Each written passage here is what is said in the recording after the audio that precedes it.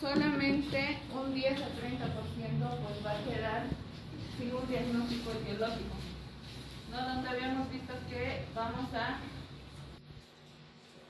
vamos a quedar sin un agente etiológico, ¿no? Y esto lo vamos a ver que hemos visto que la fiebre de origen desconocido como tal tiene que irse estudiando mediante la localización geográfica que habíamos visto, la edad, la duración de lo que es la fiebre y el estado inmunitario del paciente, porque habíamos visto que no todo es igual, no en todas las edades es igual, no en todas las profesiones es igual, y pues la duración de la fiebre también nos va a decir si es algo agudo, es algo crónico o es algo persistente.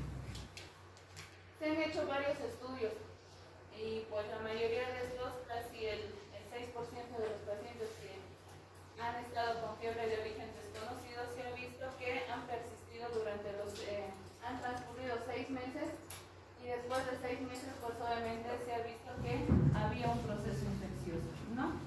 Entonces muchas veces estos casos se llegan a resolver espontáneamente, o sea que la fiebre llega a ceder, pero en algunos casos se ha visto que a los 5 años esta fiebre de origen desconocido, cuando no se la va estudiando, pues tiene una mortalidad del 3%, ¿no? Si bien es una mortalidad baja, pero obviamente es preocupante, ¿no? Porque imagínense que el paciente fallezca sin un diagnóstico claro y establecido, ¿no? Y pues obviamente hay que pensar en otras causas, aparte de lo que ya habíamos visto, como los abscesos crípticos, sobre todo en pacientes que han sido operados y que tienen algún absceso tal vez intraabdominal o tal vez están en lo que son las válvulas cardíacas, las famosas endocarditis, o que pues donde haya quedado el proceso infeccioso, donde se haya producido y pues obviamente esté desencadenando una respuesta inflamatoria. Las infecciones virales, como hemos visto, no todo va a ser bacteriano, ¿no? Entonces también hemos visto que va a haber un pequeño grupo que va a ser desencadenado por las enfermedades virales y pues obviamente que nos van a, si ustedes recuerdan, casi la mayoría de las enfermedades virales no son tan fáciles de diagnosticarlas inicialmente, ¿no? Pero siempre tiene que existir la sospecha diagnóstica de que puede ser también de etiología viral. Y obviamente sabemos que en la actualidad hay muchas técnicas ya un poco más modernas, laboratorialmente y demás, que obviamente nos van a ayudar a diagnosticar esta fiebre, ¿no? Pero nosotros tenemos que tener en nuestra mente que los procesos virales como el virus del Epstein-Barr, citomegalovirus, en algunos casos las leucemias, los linfomas también, que obviamente van a producir lo que es esta fiebre. Cuando aparece un tumor en cualquier parte del cuerpo y este llega a ser maligno, pues obviamente también en su etapa inicial va a producir esta fiebre persistente, ¿no? Y obviamente al producirse, al estar creciendo este tumor en nuestro organismo, pues obviamente se van a empezar a producir citocinas proinflamatorias, lo que es la necrosis, y pues esto va a desencadenar lo que es un proceso infeccioso, ¿no? Y esto va a complicar obviamente lo que es el diagnóstico. Inicialmente vamos a ver que puede ser tal vez un absceso, que puede ser algún quiste que se está infectando, pero al final resulta que puede ser que es un linfoma que se ha complicado con un absceso, o son las leucemias, o son algunos tumores pues que han hecho metástasis. Habíamos mencionado también en el recuadro que pues hay fiebres que van a ser inducidas por fármacos, les había indicado, y pues esto llega a ser solamente en el 5% de las personas que en algún momento pueden desencadenar una hipersensibilidad medicamentosa. Y pues obviamente también es importante interrogar al paciente si está tomando algún fármaco. Como ustedes pueden ver, hay fármacos que obviamente nos van a causar con más frecuencia la fiebre, y pues hay otros que son menos frecuentes, ¿no? Dentro de los antimicrobianos, los más frecuentes tenemos a lo que son los beta-lactámicos, que los vamos a usar casi a diario. Si ustedes quieren van a ver el uso de la amoxicilina, la ampicilina, las penicilinas en este grupo, las sulfamidas también. Y si en algún caso pues van al trópico y ven lo que es la leishmaniasis y demás, pues van a ver el uso de la amphotericina B, que son causas frecuentes de fiebre. Y los menos frecuentes tal vez el fármaco que más van a ver son las fluoroquinolonas, la clindamicina y la rifampicina, que obviamente van a causar menos fiebre. A nivel cardiovascular sabemos que hay mucho paciente cardíaco en nuestro medio y pues obviamente hay que tener en cuenta que la propainamida y la timidina son fármacos que los más frecuentes que podrían en algún momento desencadenar fiebre y los menos frecuentes como el diltiazem y el hidralazina. Sistema nervioso central o propio, van a haber pacientes con convulsiones, con síndrome convulsivo, con epilepsias que van a ser tal vez medicados con carbamazepina, fenitoína, que son los más frecuentes, y pues dentro de los menos frecuentes el más usado es el haloperidol. Y hay una miscelánea pues donde vamos a ver que como la bleomicina, el interferón alfa, la interleucina 2, que también nos van a producir fiebre, pero también lo que es el uso del alopurinol, la simetirina y lo que es el tacrolimus, ¿no? Entonces, estos son algunos fármacos que obviamente nos pueden desencadenar lo que es la fiebre. ¿Y por qué estos fármacos van a llegar a producir fiebre? Porque prácticamente van a hacer una reacción de hipersensibilidad, es como si se estuviera produciendo algún tipo de, como lo menciona su nombre, algún tipo de alergia, si ustedes quieren en otros términos, donde va a producir una alteración homeostática, ¿no? Y esto en lo que es en la parte termorreguladora. Y esto se va a producir cuando se va a empezar a administrar el fármaco, y pues ahí es donde se va a producir esta reacción idiosincrática, o sea que nuestro cuerpo lo va a desconocer al fármaco y lo va a empezar a catalogar, si ustedes quieren, como un agente patógeno, ¿no? Entonces va a empezar a ver estas reacciones febriles y pues obviamente en algunos casos estos pacientes llegan a tener lo que es una hipertermia maligna, ¿no? En muchos casos se ha llegado a producir lo que es la fiebre hasta más de 40 grados centígrados, ¿no? Y obviamente el síndrome neuroléptico y los síndromes serotoninérgicos, que también tienen que estar como nuestros diagnósticos diferenciales. En algunos casos se ha visto que a veces el tiempo de la exposición al fármaco no está relacionado inclusive con el comienzo de la fiebre, no tampoco el aspecto clínico del paciente, ni tampoco el patrón de la fiebre que tiene, en algunas ocasiones va a estar involucrado con esto. Pero cuando se llega a descubrir que el fármaco es el causante de la fiebre, generalmente llega a ceder al tercer cuarto día una vez que hemos suspendido el fármaco. Suspendemos el fármaco y se va la fiebre, ¿no? Entonces ahí podríamos decir que el fármaco era el causante de lo que es la fiebre.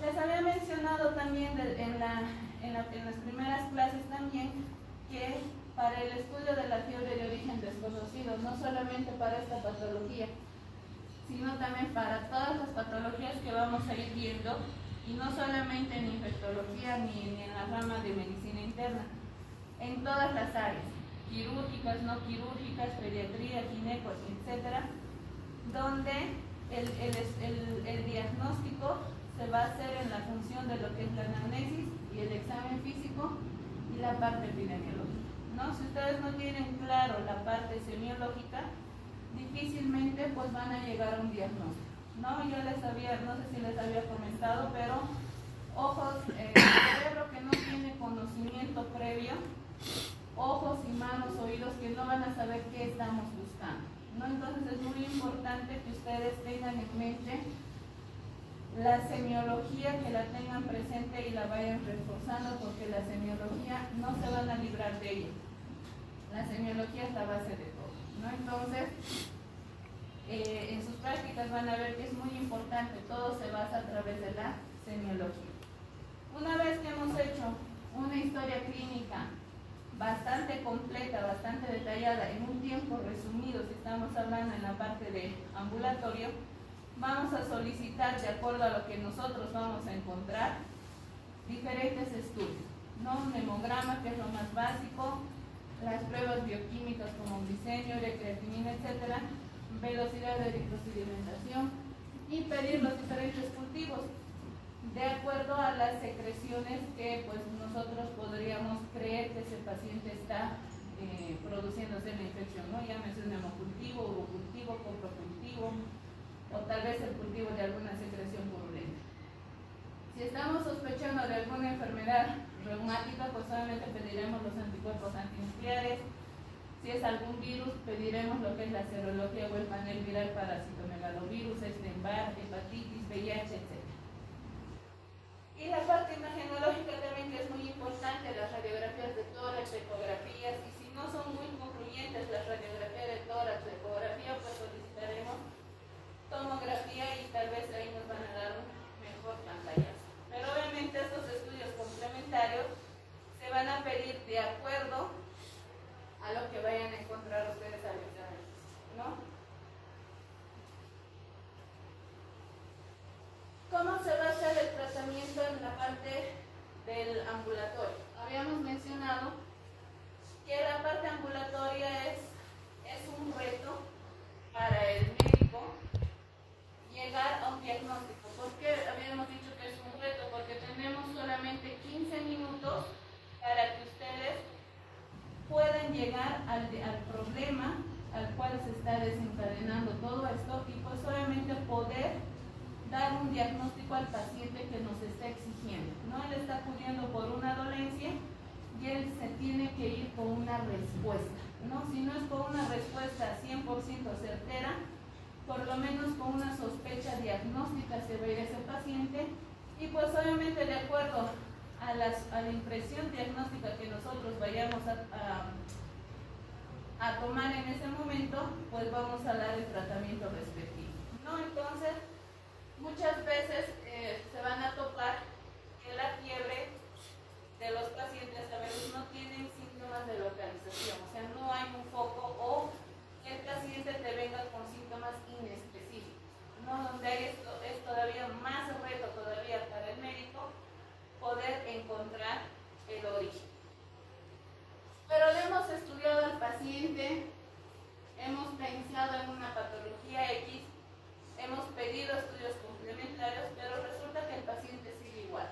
Viene al día siguiente a tu consulta o viene en la tarde con otro médico y pues le dice que sigue igual, que el tratamiento que le hemos dado no sirve para nada porque él sigue con fiebre, sigue con las molestias y eso es lo que le está molestando. Entonces, ¿qué es lo que tenemos que hacer ahí? Pues uno, tenemos que poner un alto tal vez ahí y volver a indagar, volver a repetir lo que es todo la anamnesis y el examen físico. Tal vez en este nuevo interrogatorio el paciente pues como que ya nos va a empezar a dar nuevas pautas que tal vez al principio no nos ha dicho y al examen físico tal vez vamos a encontrar nuevos hallazgos, ¿no? Entonces es importante que nosotros reevaluemos a ese paciente y pues obviamente ahí vamos a solicitar nuevos estudios laboratoriales, nuevos estudios imagenológicos, ¿no? Entonces es muy importante, no solamente en la consulta, sino también en los pacientes que son hospitalizados. A ver, muchas veces el tratamiento que hemos iniciado en el paciente hospitalizado, pues a veces no le está dando buenos resultados al paciente y pues ahí también hay que volver a replantear nuestro tratamiento o cambiar nuestro enfoque o solicitar ayuda a otros colegas pues para que obviamente nos puedan ayudar a manejar, a estudiar este paciente con la finalidad de que el único beneficiado en este caso sea el paciente, ¿no? Entonces hay que volvernos a replantear si el paciente va a seguir. Entonces para eso, como ustedes ya saben, hay que preguntar si hay tos nuevamente. Si es menos de 3 semanas, nos vamos a centrar tal vez en que es una enfermedad grave, es una enfermedad que recién está comenzando, que puede ser una tuberculosis, puede ser una neumonía o puede ser una bronquitis, dependiendo de la edad del paciente. Si esta tos es más de 3 semanas, pues acá ya vamos a pensar en algo más crónico, que puede ser tal vez algún tipo de una reacción de hipersensibilidad, como puede ser un asma. La tos no solamente es exclusivamente de la vía respiratoria, sino también que puede ser un reflujo gastroesofágico o pueden ser algunas otras enfermedades, ¿no? Entonces, ojo con el tiempo que nos va a decir el paciente si es que tiene tos, porque no es lo mismo que la tos haya empezado hace una semana que ya el paciente lo tenga la tos hace 6 meses, ¿no? Entonces en esa parte hay que tener mucho cuidado. También hay que volver a revisar lo que es la parte de la piel. Habíamos mencionado que la piel es el primer órgano, si ustedes quieren, que nos van a dar muchos pantallazos, ¿no? Y muchas veces las infecciones de la piel y de las partes blandas van a ser causadas por bacterias, sobre todo por el estreptococo, ¿no? Como pueden ver las piodermitis y demás. Y pues en su minoría un pequeño porcentaje está causado por el Staphylococcus aureus y en algunas otras por algunas otras bacterias, ¿no? Que pueden estar relacionadas con aquellas personas que se han bañado tal vez en una playa de agua dulce y que se han contagiado con aeromona, que se puede ser el coco, ¿no? Entonces, la piel también es muy importante volverla a revisar. En la parte gastrointestinal, lo propio, volver a interrogar si ese paciente ha ingerido alguna comida tal vez guardada o algún alimento enlatado que haya estado vencido o mal almacenado, que haya tenido algunas toxinas. O ustedes saben que en los mismos alimentos hay virus, bacterias, parásitos, hongos y pues solamente no nos hemos percatado, no hemos hecho bien la manipulación. La parte epidemiológica es muy importante. Les decía que los extranjeros que han llegado aquí a Bolivia, Cochabamba, lo primero que han enfermado ha sido ameba, salmonela, ¿no? ¿Y eso es por qué? Porque aquí en Bolivia aquí en Cochabamba estamos, si ustedes quieren, en contacto frecuente con lo que son las amebas, salmonela, ¿no? Es por eso que muchos de nosotros, los que vivimos aquí en Cochabamba, hemos enfermado, pero de alguna manera ya no lo hemos enfermado porque estamos adquiriendo, si ustedes quieren, un poquito de inmunidad, ¿no? Y eso es muy importante, que cuando ustedes viajen al extranjero siempre tengan cuidado con la parte de los alimentos, o si es que van a estar en contacto con alguna persona, el lavado frecuente de manos. En la parte geniturinaria también es muy importante, ¿no? La fiebre, que va a estar asociada al dolor en el flanco, ya sea el izquierdo o el derecho, puede ser bilateral. Muchas veces estos pacientes tienen náuseas, pueden llegar al vómito y pues por el mal estado general, por el compromiso del paciente, muchos de ellos necesitan el ingreso hospitalario y de recibir tratamiento antibiótico endovenoso empíricamente. Entonces vamos a ver que todos, si ustedes se dan cuenta, hagan de cuenta que el médico es el investigador, es el detective, porque en eso al final nos convertimos para ver cuando el paciente viene con fiebre, puede ser una fiebre persistente, puede ser una fiebre crónica. Si ustedes se remiten a las películas esas de los que andan del detective que tiene que averiguar quién lo ha asesinado a ese cuerpo que han encontrado y demás, el detective empieza a investigar, ¿verdad? Empieza a preguntar, empieza a ver a los vecinos, empieza a buscar pruebas, videos y demás. Lo mismo tenemos que hacer acá. Si ustedes quieren, nosotros vamos a empezar a investigar, a preguntar al paciente. Si no es al paciente, va a ser al familiar, dependiendo del estado en el que esté, ¿no? Y obviamente nuestras pruebas van a ser que pues vamos a ir viendo la parte del examen físico, porque lo vamos a revisar al paciente, lo vamos a ver, lo vamos a palpar, lo vamos a escuchar, y pues obviamente esto va a abrir una investigación, si ustedes quieren, que cada vez lo vamos a hacer más detallado y más profundo. ¿Cuál es el objetivo de esto? No es más que hallar una enfermedad que sea lo más certero y aliviarle todas estas molestias al paciente. Y pues mediante el interrogatorio también pues vamos a encontrar algunos datos acerca de él, tal vez que es un paciente inmunodeprimido, tiene alguna patología de base, o este paciente ha viajado y ha estado en contacto tal vez con alguien, o justo ha ido a un país donde hasta nuevamente ha surgido una nueva epidemia, y actualmente otra vez estamos con esto de la viruela del mono, que ya se ha vuelto a diagnosticar aquí en Cochabamba, en Oruro, en todas partes. Entonces hay que tener mucho más cuidado, ¿no? La exploración física tiene que ser mucho más amplia, ¿no? Estamos hablando con un paciente que tiene fiebre, que lo estamos investigando, y tienen que revisar todo, ¿ya? Y ahí, si ustedes se dan cuenta, el examen físico nos va a revelar muchas cosas. Tal vez que el paciente no nos ha dicho en la anamnesis, pero cuando lo revisamos al paciente nos encontramos con varias sorpresas, ¿no? De que tiene tal vez el pie está necrosado, o tiene una celulitis, o tiene tal vez un tumor, una hernia, y tantas cosas que obviamente el examen físico no los va a revelar. Pero si ustedes no revisan, no van a saber exactamente qué le está adoleciendo al paciente. Con toda esta investigación que nosotros hemos abierto, vamos a empezar a pedir pruebas, ¿no? Las pruebas de laboratorio que solamente tanto laboratorio como estudios imagenológicos nos van a dar la confirmación o el descarte de la patología que nosotros estamos haciendo. Casi el 50 al 80, 90% el diagnóstico nos lo va a dar la semiología y un 5 a 10% lo va a hacer los estudios complementarios. Entonces, si se dan cuenta, de la semiología no nos vamos a desprender fácilmente, ¿no? Entonces tienen que tener en su cabeza metido todo esto.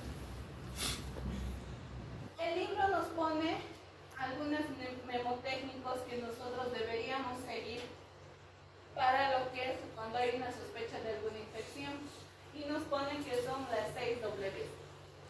Obviamente son las W que lo ponen son bien con términos en inglés, pero ya viendo la parte, traduciéndolo a lo que es el castellano, la primera W viene a ser lo que es el viento. El viento, ¿por qué? Porque la fiebre, si se dan cuenta, en las primeras 24 horas, cuando el paciente ha ingresado a una cirugía, puede ser que esté relacionado con algún anestésico o que el paciente se haya producido algún traumatismo quirúrgico, o en algunos casos que esos pacientes se hayan podido broncoaspirar, ¿no? Entonces, siempre va a estar presente en la parte de las vías respiratorias que lo asemeja a lo que es el viento. En lo que es el agua, pues prácticamente lo relacionan a lo que es las infecciones del tracto urinario. Ustedes saben que los pacientes que ingresan a terapia intermedia o a terapia intensiva siempre van a estar con una sonda vesical, ¿no? Para hacer un mayor control de lo que es la diuresis, y pues el sondaje pues nos implica mayor riesgo de infección. La tercera W vendría a ser lo que son las infecciones de las heridas. Generalmente un paciente quirúrgico entre el quinto y el séptimo día generalmente se va a producir algún tipo de fiebre, ya sea porque hay una infección en el sitio de la herida quirúrgica, o ha habido una dehiscencia de la anastomosis, o tal vez hay un absceso que se ha quedado residual en la cavidad abdominal. La cuarta W viene a ser lo que es el paseo, donde acá ya lo va a relacionar con los trombos, ¿no? Que puede haber un tromboembolismo pulmonar, puede haber que es un paciente que ingresa por una fractura de cadera y que haya estado inmovilizado por mucho tiempo y no se le ha dado la profilaxis adecuada que se debería administrar al paciente, y pues ha desarrollado un tromboembolismo pulmonar, ¿no? Entonces, eso también es otra causa de fiebre. La quinta W viene a ser el medicamento milagroso. ¿Por qué lo llamamos medicamento milagroso? Porque se ve que después de los 7 a 10 días de que se le ha administrado al paciente lo que son los antibióticos, pues se ha visto que el paciente ya no tiene la alergia, no tiene toda la sintomatología que tenía, y pues milagrosamente se ha curado el paciente, ¿no? Que obviamente sabemos que no es tan milagroso, ¿no? Porque ustedes por farmacología recordarán que cada antibiótico tiene su mecanismo de acción, sabe dónde actuar y a qué gérmenes, bacterias, pues obviamente se va a erradicar. Y por último, que es lo más importante, que es como el resumen, si ustedes quieren, es qué es lo que hemos hecho, qué es lo que hicimos.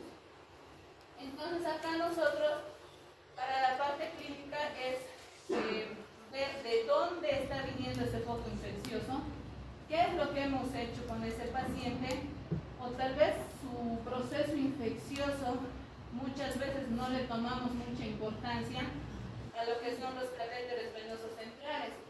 Si bien se los coloca de la forma más estéril posible, pero muchas veces cuando ya ese catéter está más de 15 días, pues hay el riesgo de lo que es la infección, ¿no? Entonces, ojo también con el catéter. Si un paciente tiene catéter venoso central, pregunten cuántos días está, y si es más de 15 días, pues hay que retirar ese catéter, colocar otro catéter en otro, al lado contrario o en otro sitio, ya sea femoral o yugular o subclavio del lado contrario, y pues el catéter que estamos retirando siempre se manda a cultivo la punta del catéter, ¿no? Entonces eso también hay que tener muy en cuenta. En resumen, con la fiebre de origen desconocido vamos a ver, nos tenemos que preguntar, ¿este paciente probablemente su infección o la fiebre haya sido de origen infeccioso o no ha sido infeccioso? Como hemos visto, la fiebre no es algo como todos hasta ahora pensábamos que solamente se lo va a deber a la parte infecciosa, ¿no? Sino también hemos visto que puede ser por alguna enfermedad reumatoidea, por alguna colágenopatía, por algún proceso oncológico, y pues obviamente también los virus y demás nos van a estar causando esta fiebre de origen desconocido, que obviamente nosotros también la estamos provocando. ¿Por qué? Por la resistencia a los antibióticos. No habíamos mencionado que en muchos casos para alguna enfermedad viral estamos dando antibiótico sin tener una base justificada, ¿no? Tenemos que valorar, como les había dicho, lo más pronto posible, en el menor tiempo posible, la gravedad de ese paciente, no la gravedad de la enfermedad, y ver si este paciente tiene un daño orgánico significativo que le va a llevar o le va a desencadenar la muerte, ¿no? Entonces a veces solamente con ver al paciente, ver que está hipotenso, que está taquicárdico, que está desaturado, que tiene cianosis, no responde, su glasgow está bajo, tiene alteración del estado neurológico y demás, ese paciente posiblemente va a ingresar en terapia intensiva, pero su pronóstico va a ser malo, ¿no? Porque ese paciente ya está, se podría decir, con datos de una sepsis bastante grande, y pues obviamente ese paciente puede llegar a fallecer. Y eso siempre hay que informar a los familiares, porque pasa que ahora, si ustedes se van a dar cuenta, los familiares del paciente se agarran de lo que el médico les dice. Si ustedes como médicos tratantes van a decir está todo bien con el paciente y demás, y le están ocultando a algún estudio o alguna sospecha que ustedes están haciendo y ese paciente a la hora fallece, ¿qué van a hacer? Los familiares les van a decir, pero usted hace una hora me dijo que estaba todo bien. ¿Qué es lo que ha pasado? ¿No? Entonces siempre hablen, por más duro que sea la realidad del paciente, siempre hay que decir la verdad al familiar, ¿no?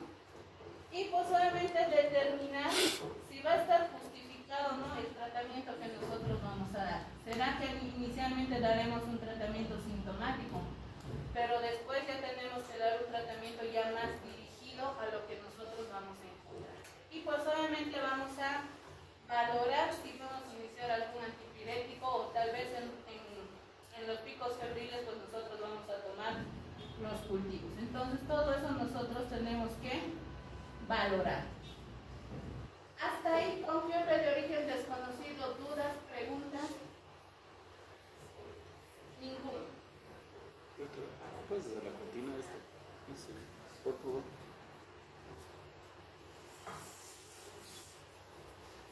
Igual no hay mucho cambio. Bueno, si se han dado cuenta, todo lo que se han ido viendo todos estos años se va apuntando en lo que son las 4 especialidades básicas, ¿no?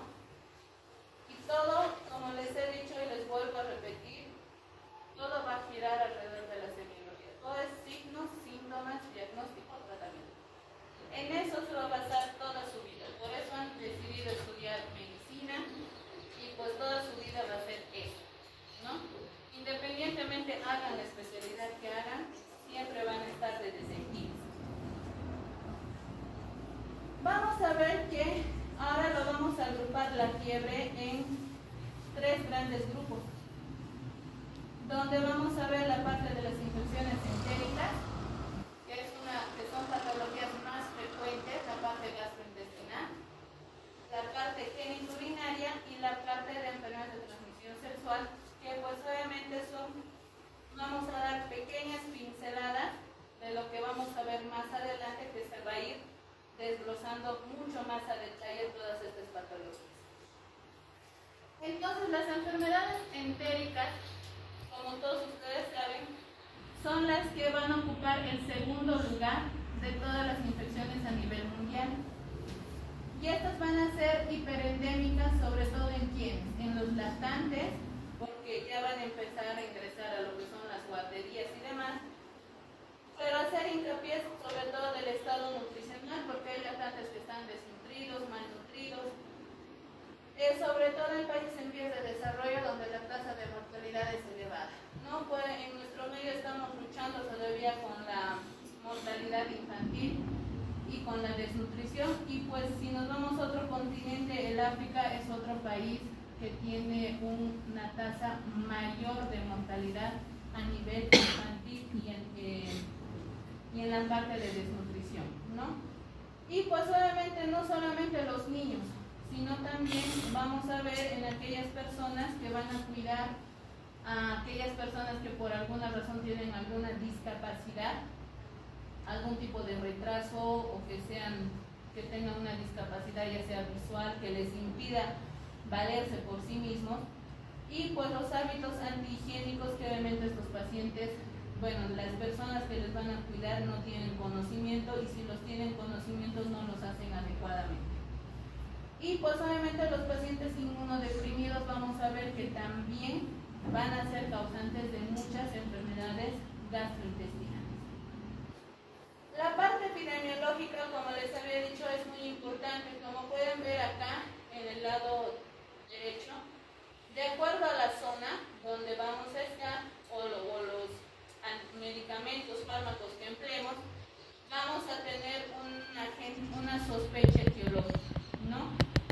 Por ejemplo, la giardia, pues prácticamente la giardia está a nivel mundial, no hay donde nos los vayamos a perder, lo vamos a encontrar en Estados Unidos, en las zonas montañosas, en los países tropicales, lo vamos a encontrar aquí en nuestro medio también, entonces es más relacionado con la alimentación. El Cryptosporidium, pues obviamente lo vamos a ver, en Rusia se ha visto que hay Cryptosporidium, pero también se ha visto el Cryptosporidium que hay en el contacto en las guarderías, en pacientes inmunodeprimidos, que también los vamos a ver. Y pues en países tropicales y también en el nuestro, pues vamos a encontrar gérmenes como lo que es la Escherichia coli, lo que es la Shigella, Salmonella, Giardia, amebas, etc. Pero cuando ya nosotros estamos utilizando antibióticos por un tiempo prolongado, porque así lo amerita el paciente, no solamente los antibióticos, sino también quimioterapia o los inhibidores de la bomba de protones, nosotros vamos a ocasionar que el Clostridium difficile se instale en nuestro organismo y cree una enfermedad en estos pacientes, ¿no? Entonces, pues acá nosotros tenemos que tener mucho cuidado, ¿no? Y las enfermedades de transmisión sexual, que ustedes ya la conocen, la Neisseria gonorrea, clamidia, trachomatis, el herpes simple, treponema pallidum, que obviamente eso ya es otra causa que nos puede ocasionar algunas causas de trastornos gastrointestinales. Entonces lo hemos resumido por síndromes clínicos, en la sospecha de la gente, y qué consideraciones especiales nosotros tenemos que tener, que los vamos a ir viendo más adelante. Cuando hay una fiebre mantenida, o lo llamamos una fiebre entérica, ¿en qué agentes vamos a sospechar? Generalmente los vamos a sospechar en una Salmonella typhi, en la Campylobacter, Shigella y Yersinia. Y esto cuando va a estar cuando los vamos a sospechar, pues nosotros ¿qué tenemos que solicitar?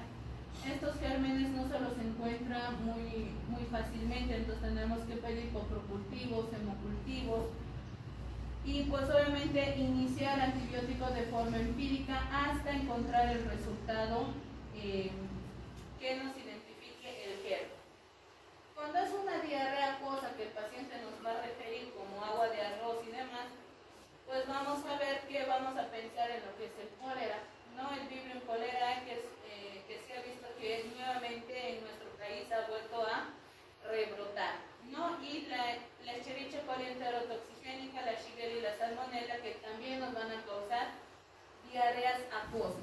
Pero de todos estos, tiene su característica la diarrea. No son iguales todas las diarreas en todas estas patologías que vamos a ir viendo más adelante. ¿Y qué consideración nosotros tenemos que tener con estos pacientes que tienen diarrea? Pues obviamente la terapia hidroelectrolítica, ¿no? Porque el paciente va a venir deshidratado, va a venir con algunos trastornos electrolíticos y demás, obviamente hay que solucionar. Van a venir pacientes con vómitos recurrentes, ¿no? Donde vamos a pensar tal vez en un rotavirus, Staphylococcus aureus, Bacillus cereus.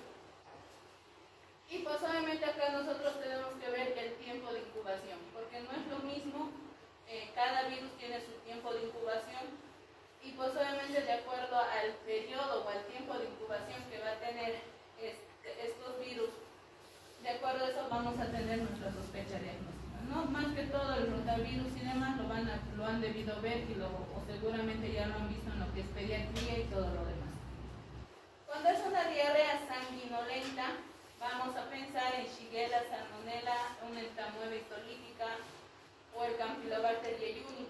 Entonces, para esto, con un coproparasitológico o un coprocultivo, pues nosotros vamos a llegar al diagnóstico. Y si es una diarrea persistente, pues ya veremos que está ocasionada por lo que son las llaves o algún protozoario, que obviamente igual vamos a solicitar lo que es un coprocultivo o un parasitológico. Hay algunos nuevos procedimientos que obviamente se los llega a hacer, pero si ustedes se dan cuenta, no todas las tenemos en nuestro medio, ¿no? Entonces, como por ejemplo la prueba de los leucocitos fecales, que solamente se van a indicar cuando ya son algunos casos moderados a graves, y pues solamente acá van a indicar que hay una inflamación colónica, o sea que en alguna parte del colon está inflamado, o puede ser una inflamación difusa, o puede ser secundario a algún germen como la Shigella, Salmonella, Campylobacter, ¿no? Entonces nos va a dar una pauta diagnóstica. La lactoferrina fecal pues solamente va a estar, nos va a ser de utilidad en aquellos pacientes que su diarrea está asociada a algún proceso sanitario, o sea que se ha infectado tal vez dentro del hospital, o que hemos prolongado el uso de antibióticos y estamos sospechando tal vez de un para la detección del Clostridium difficile, que también obviamente nos va a ayudar. Y pues esto es sensible solamente cuando se van a hacer presentes los leucocitos en las heces fecales, y pues no nos va a ser tan sensible para la determinación de lo que es el Clostridium, o sea, tiene una sensibilidad muy baja. Pero sí, cuando vamos a sospechar de que hay una infección ocasionada por el Clostridium difficile, nosotros vamos a solicitar lo que son las toxinas A y B para Clostridium difficile. Este es mucho más específico para la determinación del agente. Obviamente tenemos que interrogar si es que las diarreas han sido por el uso prolongado de los antibióticos, o porque está recibiendo quimioterapia, o porque se ha usado con los inhibidores de la bomba de protones. Y pues esta nos va a dar, tiene una sensibilidad y una especificidad mucho más elevada para el diagnóstico del Clostridium difficile. Los coprocultivos obviamente nos van a servir más que todo para la Shigella, la Salmonella y lo que es el Campylobacter. Esto ya son cuando ya las diarreas son más graves, ya que vienen a ser sus marcadores inflamatorios, pues van a llegar a ser positivos en el coprocultivo, y pues obviamente ya se da inicialmente un tratamiento empírico, y después ya en el lapso de 3 a 5 días ya vamos a tener el resultado, y pues obviamente ya le daremos un tratamiento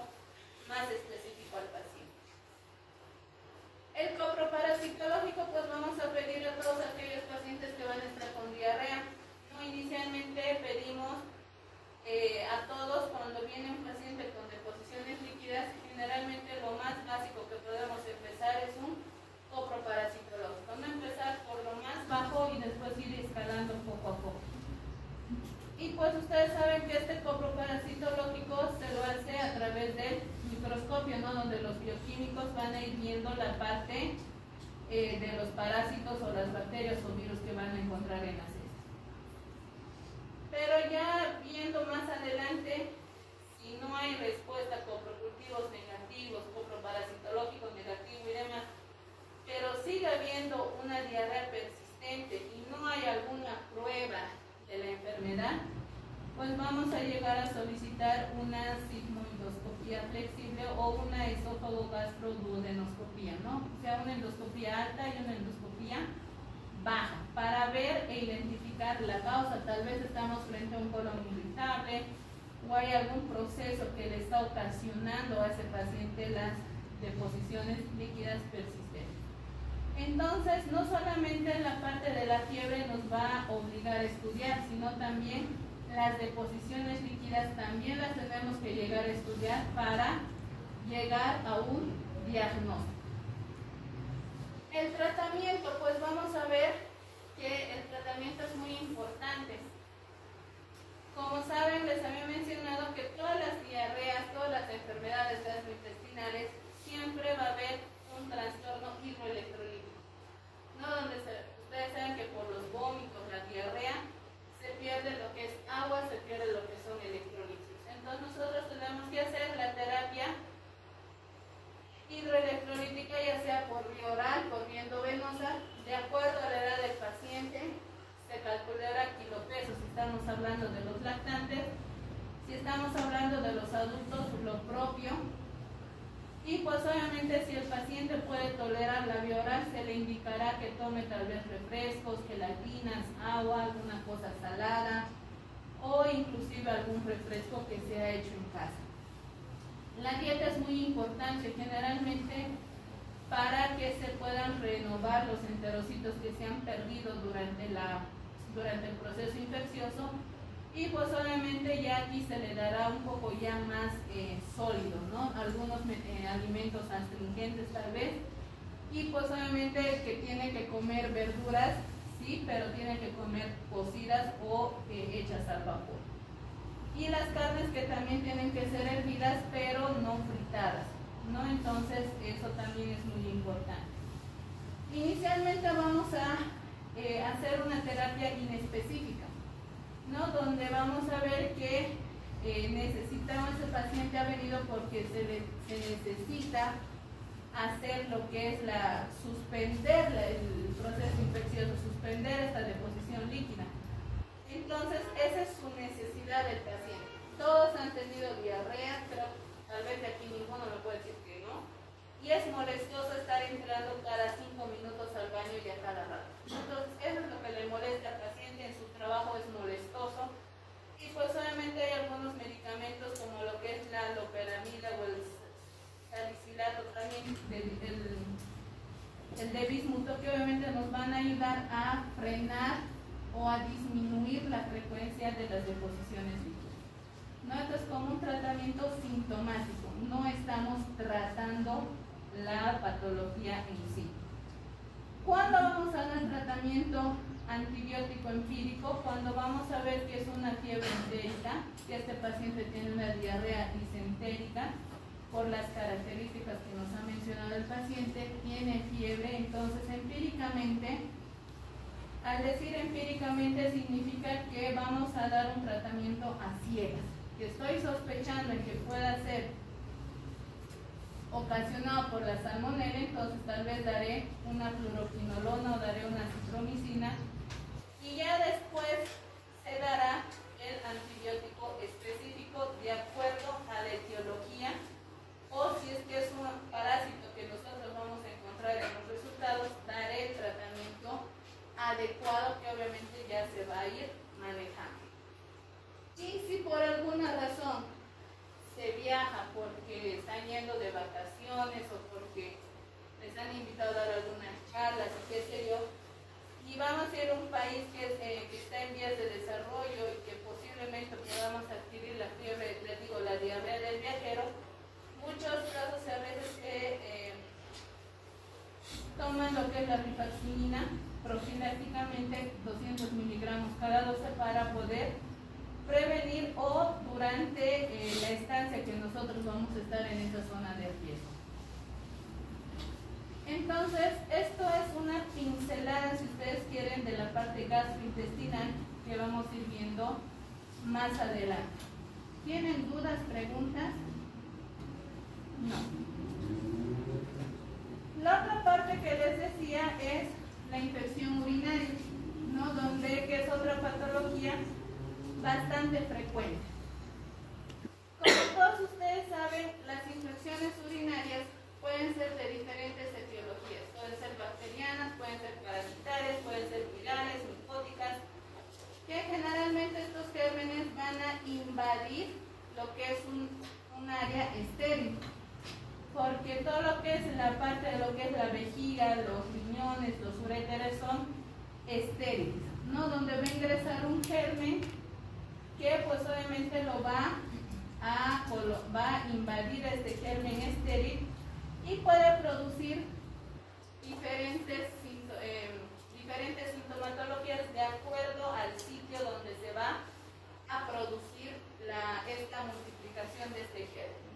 Puede ir desde una bacteriuria asintomática. ¿Qué significa esto? Que el paciente va a tener la bacteria o el germen patógeno en su organismo, en la parte de genitourinaria, pero no va a expresar ninguna molestia. O sea, la tiene, pero no lo está manifestando. No tiene fiebre, no tiene ninguna sintomatología genitourinaria y ha sido un hallazgo casual, se puede decir. Otras veces vamos a ver que estos pacientes, la parte de la infección urinaria va a ser en la parte baja, en la parte vesical, en la parte uretral. Ya eso lo vamos a catalogar como cistitis o una infección urinaria baja. Pero si la cosa ya sube más arriba, ya en los ureteres o en la parte renal, pielocalicial y demás, ya estaríamos hablando de una pielonefritis o una infección urinaria alta. Pero si aparte de toda la sintomatología urinaria el paciente presenta una inestabilidad hemodinámica, que vamos a ver más adelante lo que es la sepsis, que puede ser de diferentes focos. En este caso también existe sepsis de foco urinario, ¿no? Entonces van a ver que todo esto se ha ido estudiando desde ya hace bastante tiempo atrás, ¿no? Ya desde el año 50 han ido estudiando a muchos pacientes que tenían sintomatología y no tenían sintomatología. Y pues han ido estudiando sobre todo las orinas de cada paciente, ¿no? Donde en algunos han encontrado gérmenes, otros han encontrado gérmenes sapróficos, gérmenes patológicos. Entonces se ha visto que de todos estos estudios que ellos han empezado a revisar todas las orinas que han ido recolectando de toda una población, pues se ha visto que había una bacteriuria significativa. O sea que cuando veían la presencia de 10 elevado a las 5 unidades formadoras de colonias o más en 2 muestras consecutivas, ya lo catalogaban como algo infeccioso, ¿no? O sea, ya era algo significativo para ellos. Pero conforme fueron pasando los años, ha habido mayor modernización, mayores estudios y demás, donde han visto que la bacteriuria ya no era para todos por igual, ¿no? Han vuelto a redefinir y pues se ha visto que sobre todo las mujeres somos las que con más frecuencia en una etapa determinada de nuestra vida somos las que enfermamos más infecciones urinarias. Pero eso no significa que la infección urinaria es 100% propio de la mujer. También hay en el hombre, que vamos a ir viendo más adelante. Entonces decían que la mujer cuando tiene por 10 elevado a la 2 o más unidades formadoras de colonias por ml, decían que es una mujer con cistitis. Cuando es más de 10 elevado a la 4 unidades formadoras de colonias, ya la mujer tiene una pielonefritis. Pero ya cuando es más de 10 unidades formadoras de colonias, puede ser con o sin piuria, ya es una infección urinaria complicada, ¿no? Entonces, si se dan cuenta, han ido ido variando conforme han ido pasando los años y las definiciones, la cantidad de gérmenes y demás se van modificando. Entonces habíamos visto que las infecciones urinarias tienen también su clasificación, que se clasifican de acuerdo al tipo, que puede ser una cistitis, pielonefritis o una bacteriuria asintomática. Otra clasificación de acuerdo a la sintomatología, pues pueden ser asintomáticas o pueden ser sintomáticas. De acuerdo a la recurrencia, que puede ser esporádica, que enferman menos de una infección urinaria en 6 meses, o puede ser menos de 2 infecciones urinarias por año. A eso llamamos esporádico. Recurrente vamos a llamar cuando son más de 2 infecciones urinarias en el lapso de 6 meses o más de 3 infecciones urinarias en un año.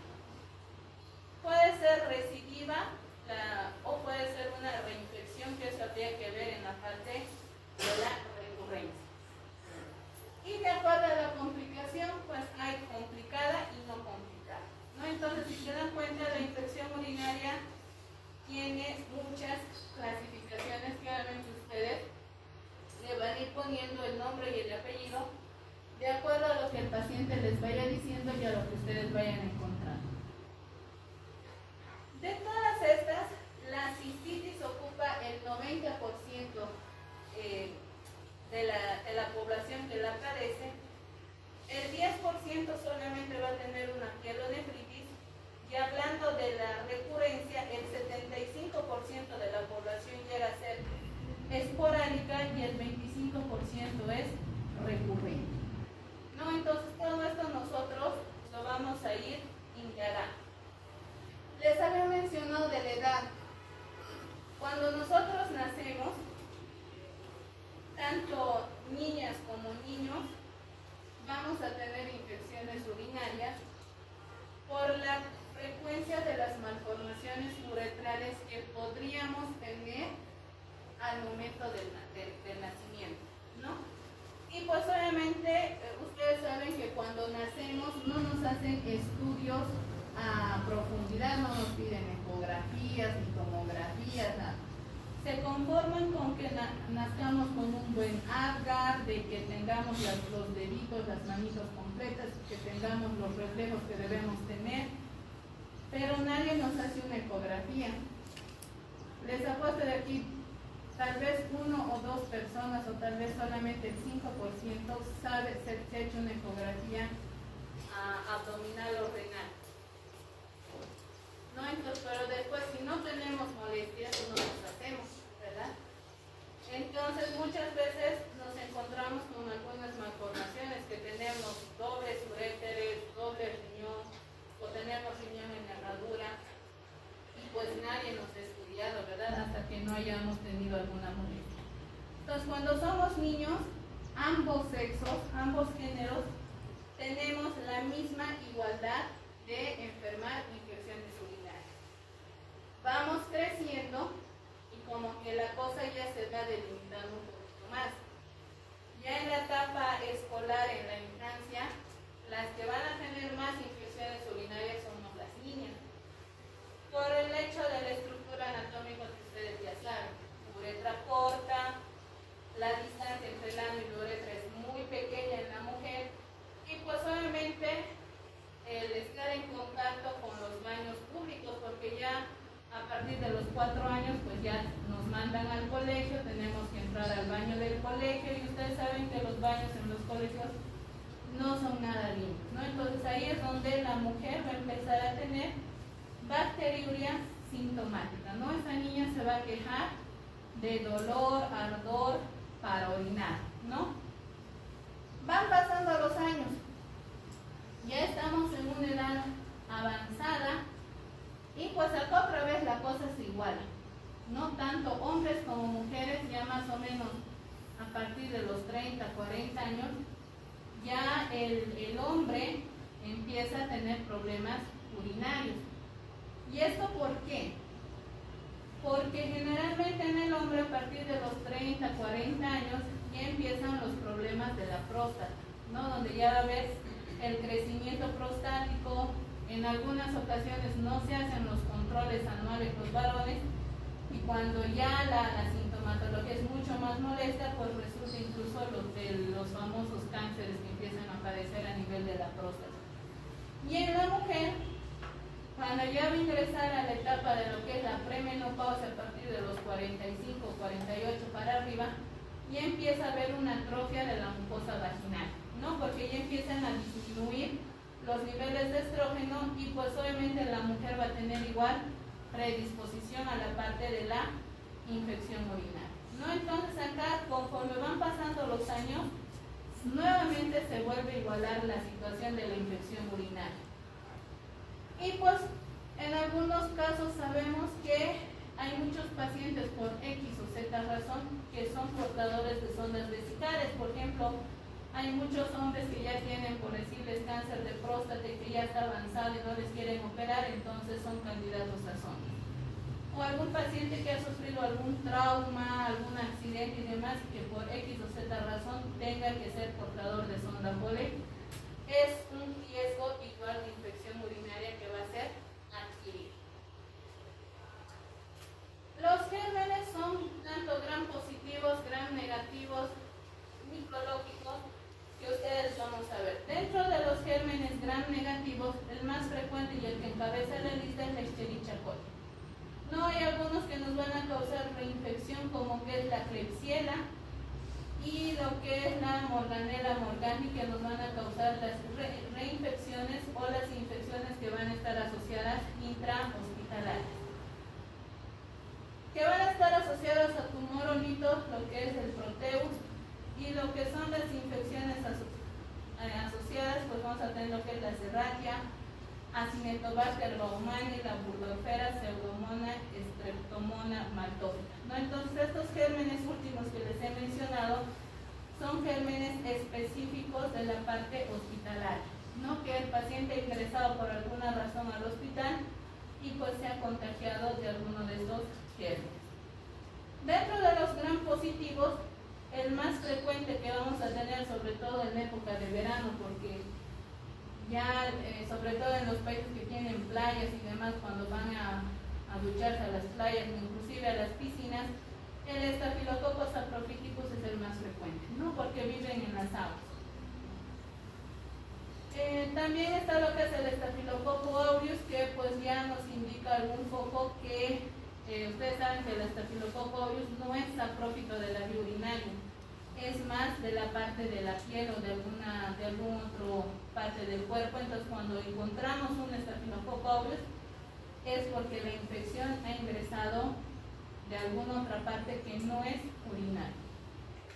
El Enterococcus pues ya nos va a indicar reinfección, y cuando el cultivo nos indica que hay muchas bacterias gram positivas, nos indica que ha habido un proceso de contaminación, ¿no? Donde vamos a ver que el paciente ha contaminado tal vez la muestra, o no se ha aseado adecuadamente, y pues desde el chorro inicial hasta el final lo ha miccionado en el frasco, o el frasco lo ha dejado abierto. Entonces algo ha pasado que se ha contaminado esa muestra. Dentro de los hongos, el más frecuente es la Candida albicans, que vamos a ver en pacientes inmunodeprimidos o en algunos pacientes diabéticos. De acuerdo al lugar de la infección, que lo habíamos catalogado en tres, en una cistitis que va a ser la baja, la pielonefritis la alta y la sepsis urinaria, que es ya cuando está más complicado, existen algunos signos y síntomas que son típicos.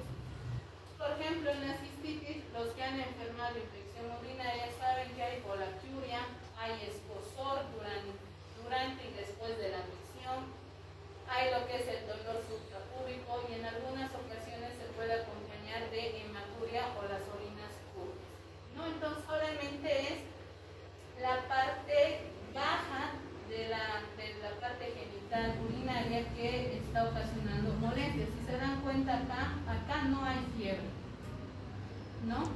Pero cuando la cosa va subiendo más arriba, que es ya la pielonefritis, va a haber lo mismo acompañado, pero aquí ya de fiebre y escalofrío, pero también va a haber dolor en las fosas lumbares, o sea, a nivel de los flancos. Puede ser derecho, puede ser izquierdo o pueden ser ambos. Entonces, esto ya nos indica que la infección está ascendiendo y ya está siendo un poquito ya más sistémica. Pero cuando ya se ha complicado todo, en la sepsis urinaria va a haber todo esto. ¿Y qué es lo que le va a diferenciar? Son los signos de sepsis, ¿no? Donde vamos a ver que el paciente puede estar hipotenso, taquicárdico, bradicárdico, taquipneico, bradipneico. Tal vez no con fiebre, pero puede estar hipotérmico también el paciente. Si pedimos laboratorios, va a estar con una leucocitosis bastante elevada. Entonces, el estado neurológico va a estar alterado. El paciente puede estar desde somnoliento, nubilado, estuporoso o estar en coma. Entonces, todos esos datos que nos van a indicar de sepsis, pues ya es algo que nos va a llamar la atención. Y pues obviamente este paciente no lo vamos a internar en una sala común. Este paciente tiene que ir a una terapia intensiva. Entonces, ¿cómo lo vamos a estudiar? Lo primero, nos estamos sospechando de una infección urinaria, pues obviamente vamos a ver la parte del urocultivo, ¿no? Que podemos hacerlo mediante aspiración suprapúbica, que es lo más estéril, lo más confiable, que generalmente esto se los hacen a los lactantes. Muy rara vez en el adulto o en los niños mayores.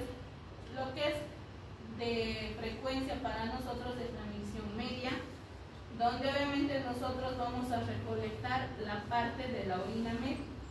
O sea que el chorro inicial lo vamos a desechar en la parte del inodoro y en la parte media nosotros lo vamos a poner al frasco, ¿no? Generalmente con unos 10 a 15 ml es más que suficiente. Y pues obviamente si lo hemos hecho de forma adecuada, ese cultivo va a salir un germen específico, ¿no? Pero si lo hemos recolectado mal, pues ya nos van a indicar que ha sido contaminado. En la prueba del examen de orina, si ustedes han visto, tienen o lo van a ver en la parte de sus prácticas hospitalarias, o si es que alguna vez ustedes hacen un examen de orina, siempre aparecen los nitritos. No, los nitritos van a ser, la presencia de estos nitritos nos van a indicar un proceso infeccioso. La piuria también nos va a indicar que hay presencia de pus y obviamente los leucocitos en el examen general de orina pues van a estar incrementados. ¿Es diferente en el hombre como en la mujer? Evidentemente sí. En el hombre generalmente más de 5 unidades formadoras de colonias ya es un proceso infeccioso y en la mujer más de 10 unidades formadoras de colonia ya es un proceso infeccioso. Y pues obviamente si estamos sospechando de una pielonefritis o una sepsis, pues ya hay que pedir hemocultivo aparte de urocultivo. ¿Qué estudios imagenológicos vamos a pedir? Pues prácticamente una radiografía, porque tal vez hay un hilito por ahí que está produciendo la parte infecciosa, la ecografía que es muy importante. Y pues en algunos casos la pielografía, sobre todo para determinar si hay algún tipo de reflujo vesicuretral, que pues obviamente este reflujo también va a ser el ocasionante de lo que son las infecciones urinarias. En la parte de lo que es el tratamiento, la única finalidad que tiene el tratar una infección urinaria es, si estamos hablando de una infección urinaria baja, es que esta infección llegue a progresar a una pielonefritis o una sepsis. Ese es el objetivo de que nosotros podamos tratar esta patología. Obviamente el tratamiento no va a afectar la duración de los síntomas, o sea, si ese paciente ya ha venido con una semana de estar con esta sintomatología, pues obviamente ustedes saben que los antibióticos no son tan milagrosos y no actúan en ese momento, tardan en hacer su efecto. Entonces es muy importante que el tratamiento, mientras más pronto iniciemos, vamos a disminuir lo que son las complicaciones, vamos a disminuir la sintomatología que ese paciente va a tener y pues obviamente vamos a eliminar esos agentes patógenos que pues obviamente van a tiene el parénquima renal y lo que es muy importante, disminuir que ese germen se vaya a diseminar en la sangre. Entonces, ustedes se habrán dado cuenta que existen todos los antibióticos que vemos en la lista, desde el dimetropin, sulfametoxazol, la cefotaxima, la nitrofurantoína, amoxicilina, la cefixima, norfloxacino, ciprofloxacino, todos los antibióticos que ustedes tienen conocimiento de que se puede emplear para la vía urinaria. Para una cistitis generalmente vamos a usar la vía oral, ¿no? Pero si estamos hablando de un tratamiento para una pielonefritis, no vamos a dar a ese paciente vía oral. Tenemos que ser ya un poquito más agresivos y tendremos que dar tratamiento endovenoso, donde utilizaremos cefotaxima, ceftriaxona, amicacina, gentamicina, tobramicina, ciprofloxacino y todo lo que tengamos a nuestro alcance para la vía endovenosa. Ojo que aquí hay que tener mucho cuidado, sobre todo con amicacina, gentamicina, la tobramicina y la netilmicina, que son aminoglucósidos, porque aquí nosotros tenemos que monitorizar la parte renal. ¿No? Saben que estos medicamentos son nefrotóxicos y pues obviamente al ser nefrotóxicos pues obviamente van a causar daño renal, ¿no? Entonces se tiene que hacer una monitorización de la función renal, pedir urea, creatinina y pues obviamente de acuerdo a eso se va a dosificar estos antibióticos de acuerdo a la función renal. Y una vez que ustedes saben que una pielonefritis se va internada al hospital, ese paciente no se va a quedar 7 o 10 días de acuerdo al criterio que ustedes vean que tiene que necesitar ese paciente lo que son antibióticos. Salvo que fuera algún medicamento endovenoso que no haya por vía oral, pues bueno, ahí se va a ver qué se va a hacer con ese paciente. Pero una vez que ya tengamos lo que es el cultivo, identificado el germen con el antibiograma, pues ese paciente después de haber recibido unos 3 a 5 días hasta que salga el cultivo a la parte endovenosa, si es que nos permite el cultivo lo podríamos cambiar a la vía oral y ese paciente podría ser dado de alta, ¿no? Entonces, por el tiempo que pues obviamente decidamos. Existen algunos términos pues que obviamente ustedes tienen que conocer, empezarse a familiarizar, porque en los hospitales ya no van a manejar muchos, ya no se maneja, si ustedes quieren, la terminología común. Ya si ustedes quieren ya se va a empezar, han debido escuchar hablar ya con más terminología médica entre los mismos médicos, las mismas enfermeras incluso ya entienden la parte de la terminología médica. Y pues hay un término que es bastante usado también, que cuando hablamos dicen bacteriuria, ¿no? Entonces decimos, a veces se nos queda en la cabeza o quedamos con un interrogante y decimos, ¿qué es una bacteriuria?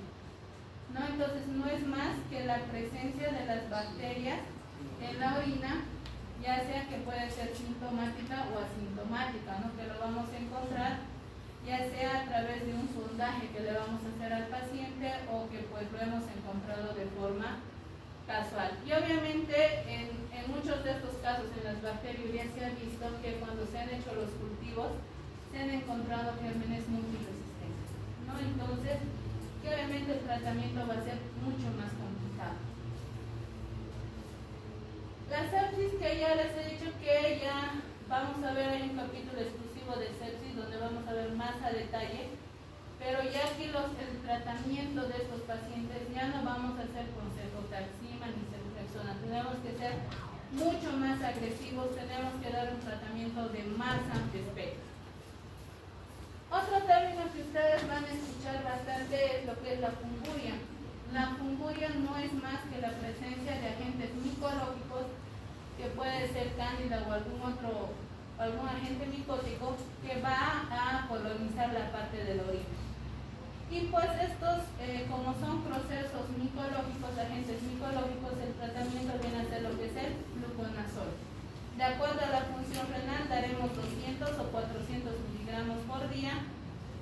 Generalmente cuando el paciente está con una buena función renal, la dosis de ataque es de 400 miligramos el día 0, y pues al día siguiente pues ya le daremos 200 miligramos, ¿no? Y pues esto ustedes ya verán que el tratamiento generalmente nos dicen entre 7 a 14 días, que eso ya se va a ir evaluando. Lo hemos tratado al paciente, lo hemos dado de alta, le hemos dado con tratamiento específico. Ahora, ¿qué es lo que sigue? Tenemos que hacer un seguimiento.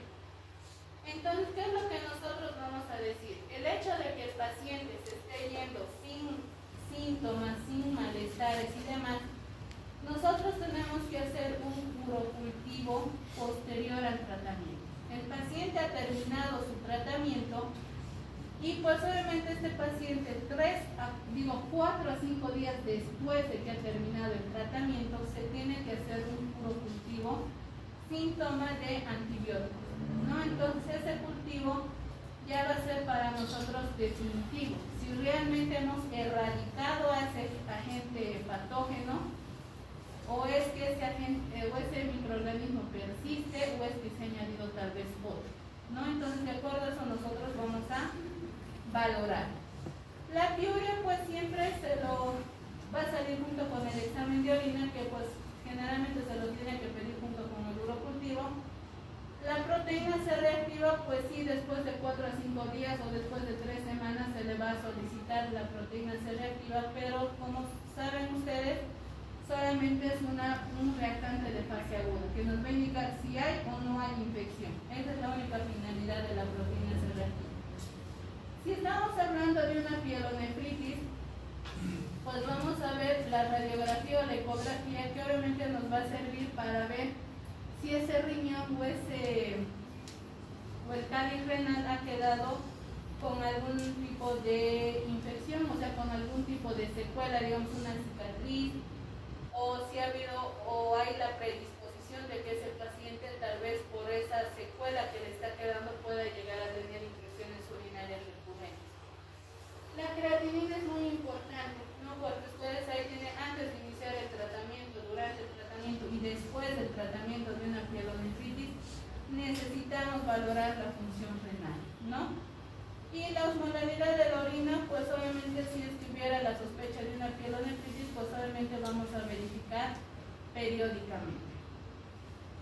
En resumidas cuentas, vamos a ver que nosotros, ahí les había dicho que hay diferencias y lo hemos acoplado en esta imagen, donde vamos a ver que tanto en los signos y síntomas hay ciertas características que son similares y en otras pues son totalmente diferentes.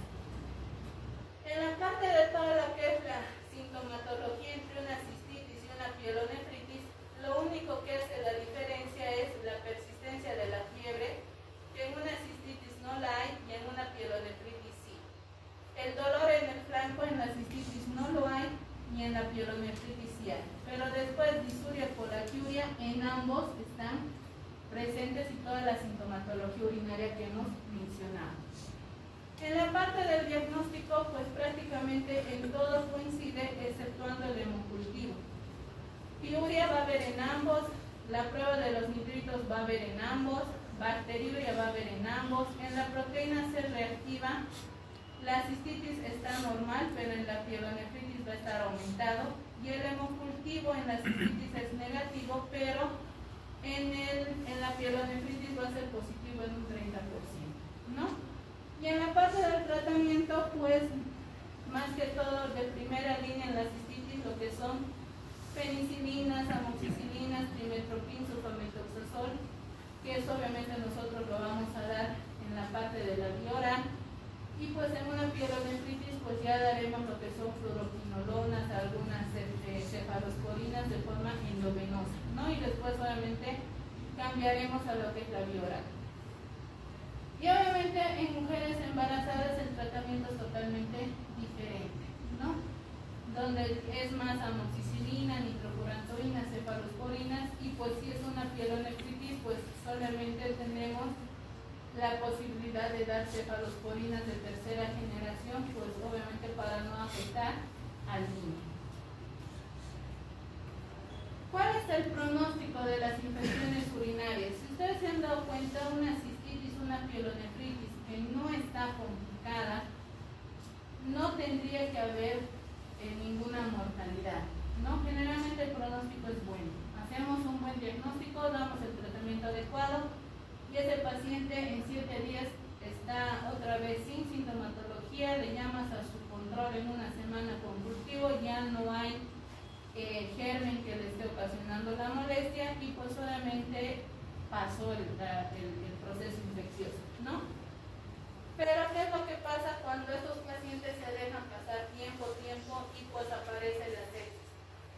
Estos pacientes ya tienen un mal pronóstico. El hecho de que ya sea sepsis ya indica un mal pronóstico y pues obviamente la tasa de mortalidad incrementa en un 30%, ¿no? Entonces, mientras más comprometido esté el paciente, más tasa de mortalidad, más tasa de letalidad y obviamente mayor estadística de mortalidad para el hospital. ¿Y qué nos va a aumentar estos factores de riesgo? No solamente es que por descuido yo he dejado pasar o me he automedicado mal y pues he dejado avanzar la parte de la pielonefritis y demás, sino que también la edad, cuando ya estamos en la tercera década de la vida o que tenemos alguna patología de base como diabetes, hipertensión, algún proceso oncológico o hemos elegido, como les decía, inapropiadamente un antibiótico, pues los factores van a ir aumentando, ¿no? Y esto ya pues obviamente con los dos primeros no hay nada que hacer, el paciente ya era añoso, tenía diabetes y demás. Ahí ya nosotros no vamos a arreglar eso. Pero si hemos elegido inadecuadamente, erróneamente un antibiótico, pues ahí sí es un proceso iatrogénico que nosotros hemos ocasionado, ¿no?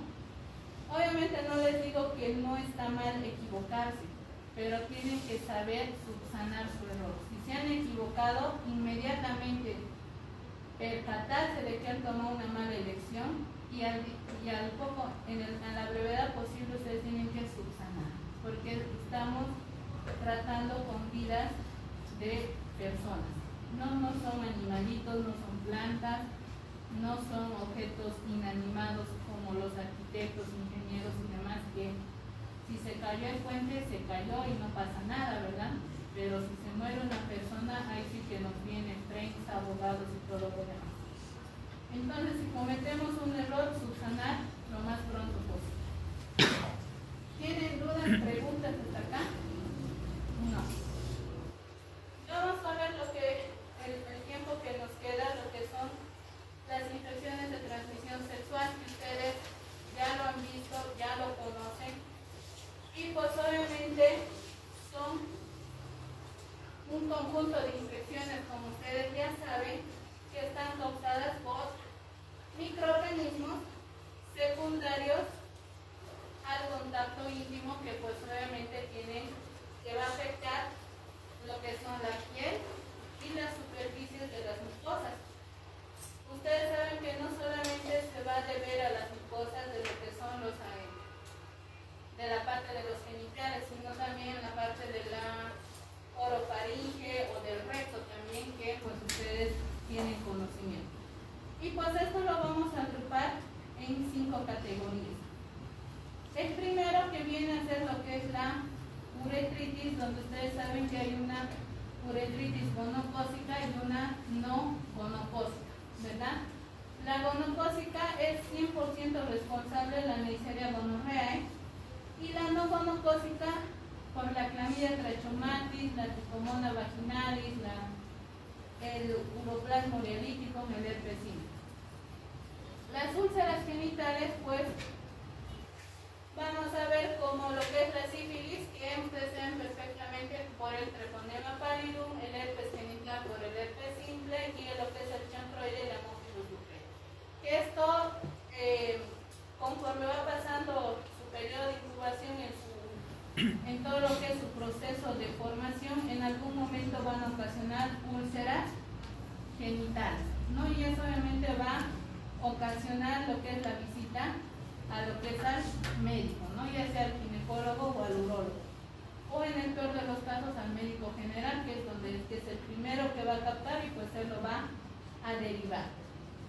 El tercer grupo vienen a ser lo que son las infecciones de las células epiteliales, donde aquí ya vamos a ver lo que son las verrugas genitales, que pues el causante es el virus del papiloma humano, el molusco, que va a estar causado por el molusco contagioso, y lo que es la neoplasia cervical, sobre todo en las mujeres, cuando se encuentra el virus del papiloma humano, pero de las cepas 16 y 18. ¿No? El cuarto grupo viene a ser lo que son los exudados genitales femeninos, donde acá ya hay como 4 patologías que vamos a ver: la cervicitis, la enfermedad inflamatoria pélvica, la vaginitis y la vaginosis bacteriana. Y por último son los ectoparásitos, ¿no? Que esto ya vienen a ser lo que son los piojos del pubis o lo que es la sarna, ¿no? Entonces todos estos se los ha agrupado en grupos para que pues obviamente sea mucho más fácil su estudio. La parte de la epidemiología, pues ustedes ya lo saben, las enfermedades de transmisión sexual vienen a ser las más frecuentes y las más comunes a nivel mundial, pero aquí hay un pequeño hincapié. Cuando ha empezado el descubrimiento de lo que es la sífilis en el año de 1990, se ha visto que ha habido pues poca lo que es una disminución bastante declinada de lo que es la sífilis por esto del descubrimiento de la penicilina y demás.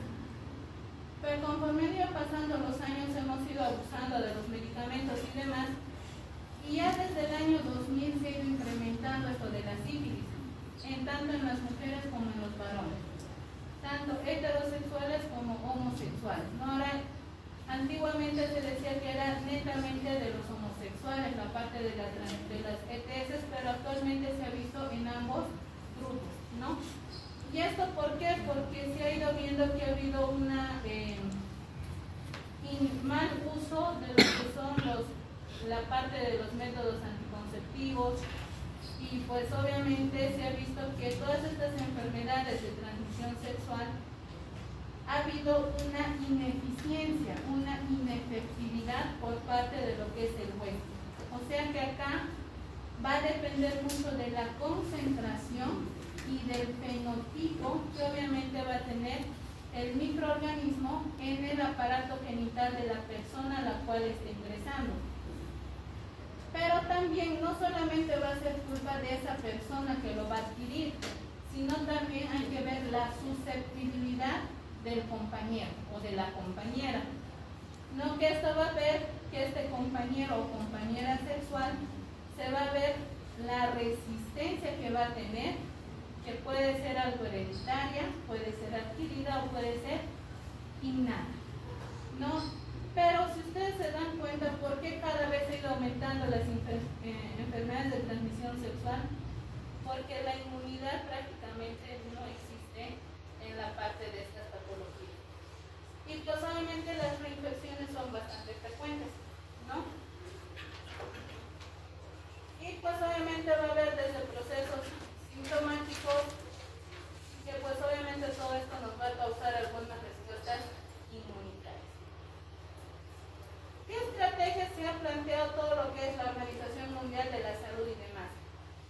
Generalmente son las más frecuentes, y pues el tratamiento tenemos que iniciarlo de acuerdo a los signos y síntomas que obviamente el paciente nos va a referir. Inicialmente lo haremos empíricamente, pero después ya lo estudiaremos, le pediremos estudios, confirmaremos, y pues de nada me sirve a mí tratar al paciente. ¿Por qué? Porque yo le voy a tratar al paciente, voy a ir con su compañero sigue infectado y pues otra vuelta lo va a contagiar. Entonces tenemos que tratar a la pareja, ¿no? Tanto al hombre como a la mujer. Y pues obviamente una vez que hemos hecho el diagnóstico microbiológico, vamos a detectar al germen, vamos a iniciar el tratamiento adecuado, y pues lo que es moroso y feo para nosotros es la notificación a las autoridades sanitarias, ¿no? Que tenemos que hacerlo primeramente al programa, después hay que ir a la dirección del hospital, después a sedes informa al ministerio y todo lo demás, ¿no? Para tener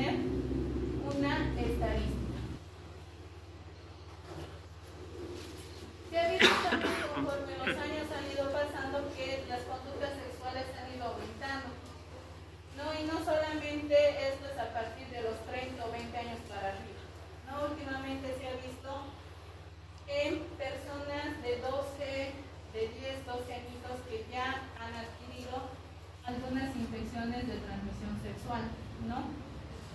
Y se ha visto que con el aumento de lo que es la sífilis, la gonorrea o cualquier otro tipo de infección de transmisión sexual, se ha visto que hay un vínculo muy importante con lo que es el VIH, ¿no?